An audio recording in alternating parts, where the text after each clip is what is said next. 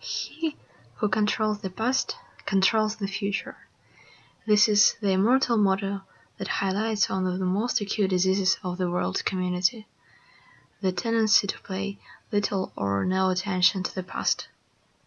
In my speech, I'll try to prove how awful the result might be in case you ignore the past. A human brain, at the time of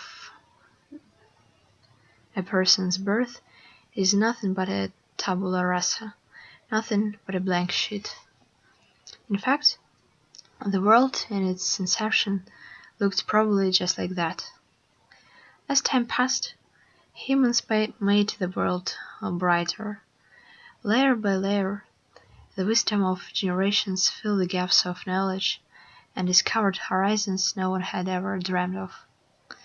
The truth is, this human experience is of two different kinds.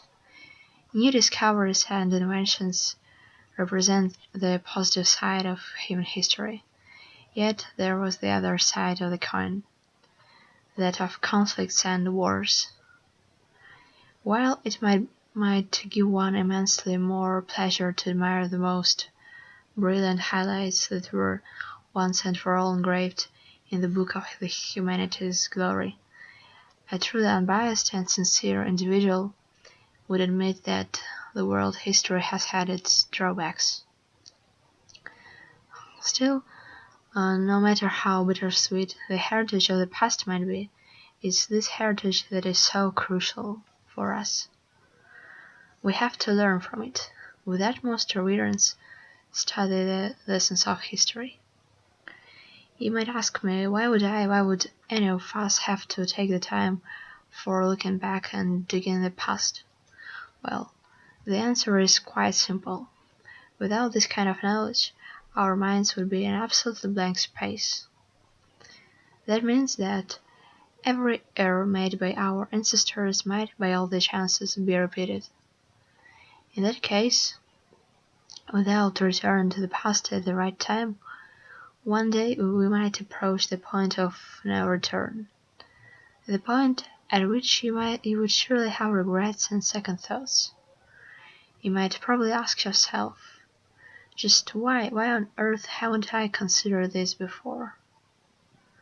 But as a matter of fact, this might have already been considered by those, the history of whom you had felt unworthy of paying attention to. Now imagine a world where everyone would be interested in the past and do their best to remember its lessons. If one ever came across something precarious, he would surely know what had to be done, or at least have some guidelines to follow. Life would be just better in such circumstances. What I want to convey by all what's been said is that the past isn't just piles of ancient lore, manuscripts, and historic dates. The past represents a precious stockpile of human successes and errors, and while the successes are something to be proud of, something to celebrate, and probably something to be boastful of, it's the errors we have to learn from.